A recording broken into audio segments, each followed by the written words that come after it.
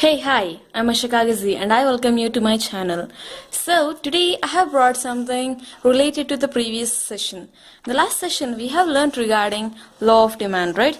Now it's time for us to learn regarding income demand. So, our topic is income demand. First of all, let us learn what are the meanings of income and demand separately. Income is nothing but the amount that we receive in terms of money by performing an activity is known as income, right? That means the result that we get by doing something in terms of money is known as income, whereas demand is nothing but the amount of goods purchased by a person at a particular price is known as demand. As you all know, income is a determinant factor of demand, right? Income determines demand for a commodity. Now, let us learn what does income demand says jointly. Income demand says one single statement, that is, when other things remaining constant. That means when other factors remaining constant, when income rises, demand for the commodity also rises. When income falls, demand for the commodity also falls. Right? This statement is given by income demand. But why does this happen so? See, when we earn a lot of money, we try to get maximum satisfaction. Now, how do we get maximum satisfaction? By purchasing more number of commodities in the market. When we purchase more number of commodities, that means we are directly increasing demand for the commodity by purchasing more number of commodities. The same way, when our income falls, when we have limited income, do we go to market and purchase a number of things? No, right? We purchase very little amount of goods. That means we are decreasing the demand for the commodities. So, when income rises, demand rises. When income falls, demand obviously falls. Alright? Now, in this session, we are going to learn how a change in income will bring the change in demand for inferior goods and superior goods. Actually, goods are classified into two types. Those are inferior and superior. Now, inferior goods are nothing but the goods that we use for our day-to-day requirements. That means the essential goods are known as inferior goods, whereas superior goods are the goods that we use as luxurious goods. So, superior goods are nothing but luxurious goods. Alright? Inferior goods are the essential goods and superior goods are the luxurious goods. Now, let us see how a change in income is going to bring a change in demand for inferior goods and superior goods. Let us learn them simultaneously. Alright?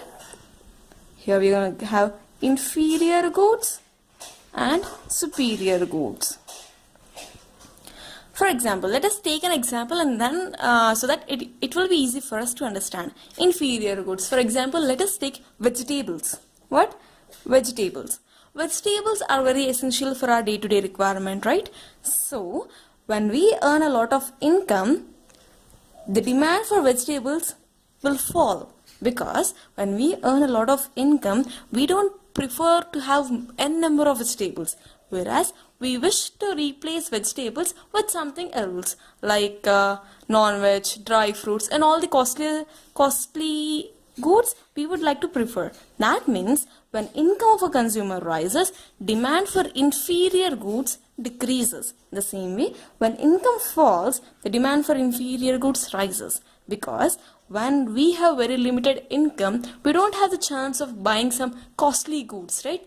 That means we try to prefer the same vegetables, which are very essential for us. So we complete our essentials, then later we expect for superior goods. So when income falls, demand for inferior goods obviously rises. So that means income and demand for inferior goods have an inverse relationship.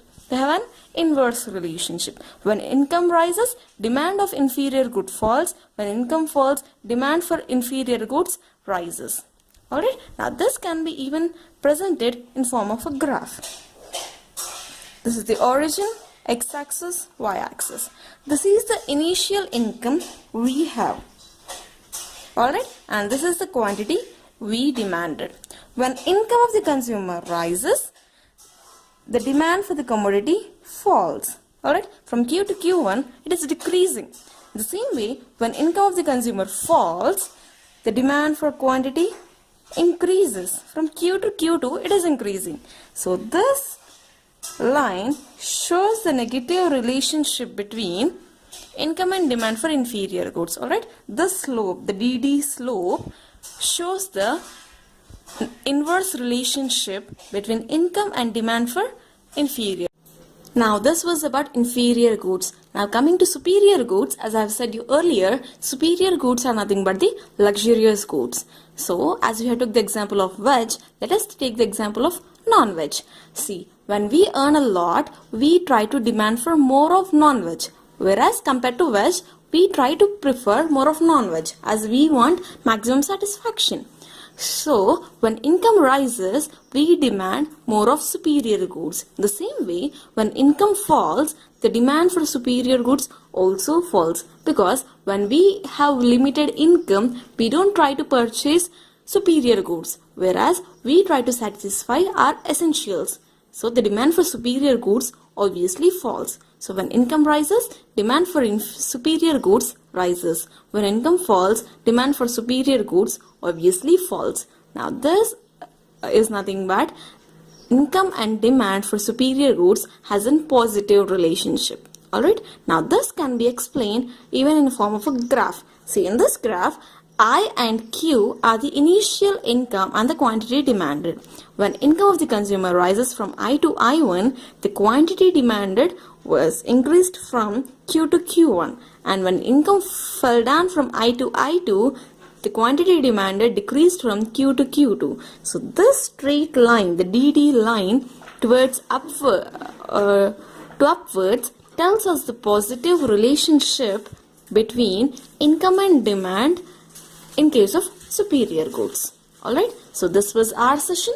We have learned about income demand, the statement of income demand, and the inferior goods and superior goods, and how a change in income is going to bring a change in demand in case of inferior goods and superior goods, and their graphical representations. Thank you.